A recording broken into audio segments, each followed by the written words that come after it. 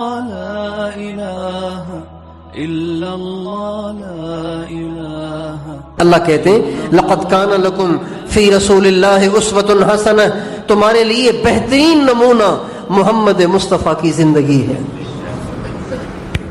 تمہارے لیے بہترین نمونہ ہے. اس کو چھوڑ کے کہاں جاتے ہو تم؟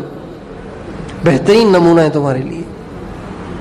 تو حضور اکرم صلی اللہ علیہ وسلم کا امتی ہونے کی حیثیت سے ایک یہ بھی ہمارے اوپر بات عائد ہوئی کہ ہم اپنی زندگی میں کبھی بھی اپنی مرضی سے کوئی قدم نہ اٹھائیں، بلکہ ہر وقت اس بات کا استحضار ہو امتی حضور کا ہوں، لہذا یہ دیکھوں کہ اس کام کو حضور نے کیسے کیا ہے. شادیاں ہیں، غمیاں ہیں، تجارت ہے، زراعت ہے، سیاست ہے، حکومت ہے، جو بھی ہے، مزدوری ہے، ملازمت ہے، جو بھی ہے، میرے آقا کا اس میں کیا طریقہ ہے، میرے نبی کی اس میں کیا سنت ہے، میرے نبی کا اس میں کیا حکم ہے، امتی ہونے کی حیثیت سے یہ بات ہمارے اوپر عائد ہوتی ہے.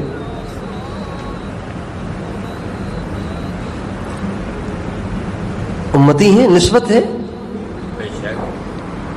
اگر یہ نسبت مستحضر رہے، اس نسبت کا استحضار رہے، تو حضور کے کسی طریقے کو چھوڑنا، کسی طریقے کو اختیار کرنا آپ کے لیے مشکل نہیں رہے گا.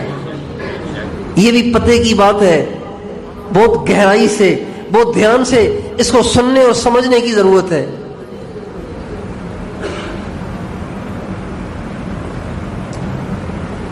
دیکھیں،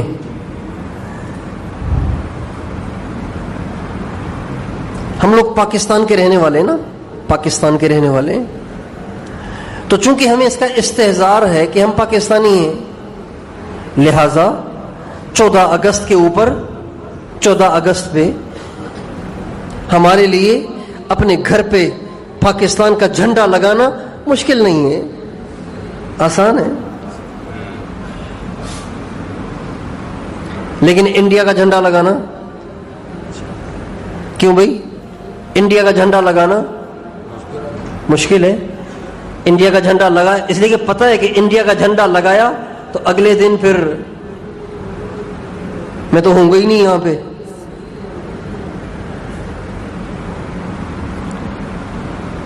پاکستان کا جھنڈا لگانا آسان ہے، اس لیے کہ اس بات کا استحضار ہے کہ پاکستانی ہوں.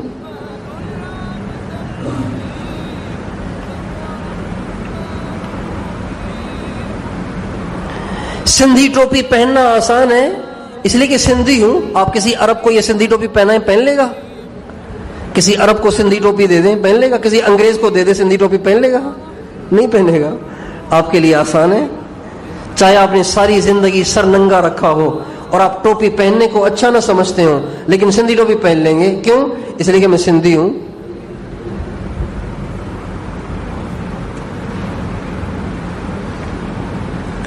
جو جس پارٹی سے تعلق رکھتا ہے، الیکشن کے دن آتے ہیں تو وہ کچھ نہ کچھ حصہ ضرور ڈالتا ہے، اس نسبت کے استحضار سے کہ میں بھی تو اس پارٹی کو جوائن کر چکا ہوں.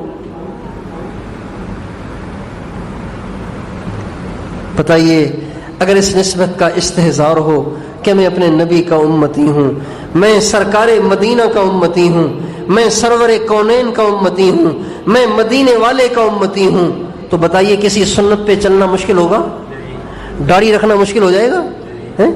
پھر اگر اس بات کا استحضار ہو کہ میں حضور کا امتی ہوں، بیمار ہے دکان پہ جا رہا ہے، بیمار ہے مزدوری کرنے جا رہا ہے، بھائی آپ کو کیا ہو گیا، آرام کیوں نہیں کر رہے؟ کہ جی بیوی بچے، غریب آدمی ہوں، کماتا ہوں تو کھاتا ہوں، بیوی بچے تو میرا ہی انتظار کر رہے ہیں، میں نہیں کماؤں گا تو کون کمائے گا؟ جا رہا ہے. داڑھی رکھنا مشکل ہے. اپنی شادیوں کو شریعت کے مطابق لانا مشکل ہے. بھائی شادی میں آپ گانے نہ بجاؤ، رنڈیاں نہ نچاؤ، کنجریاں نہ نچاؤ، اور یہ رسم اور رواج اس سے دور رہو، سنت کے مطابق کرو. کیا آپ کی بیٹی حضرت فاطمہ سے زیادہ لاڈلی ہیں؟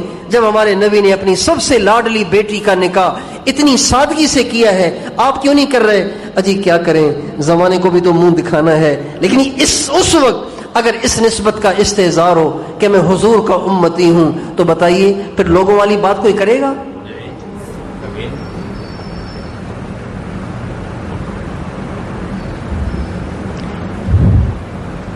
اجی کیا کریں، لوگوں کو بھی تو منہ دکھانا ہے.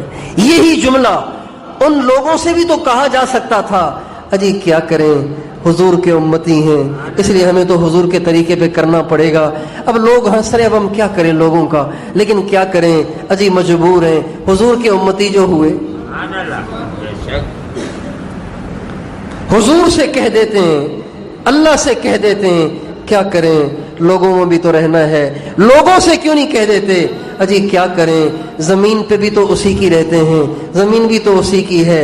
بچہ بھی تو اللہ نے دیا، بچی بھی تو اللہ نے دی، تو اس کی شادی بھی تو اس کے حکم پہ کروں، تو اس کے حکم پہ نہ کروں تو کس کے حکم پہ کروں؟ اور آخر جب میں حضور پہ کلمہ پڑھتا ہوں تو ان کے طریقے پہ نہ کروں تو کس کے طریقے پہ کروں؟ اجی کیا کریں، آخر قیامت کے دن حضور کو بھی تو منہ دکھانا ہے نا. یہ پتے کی بات.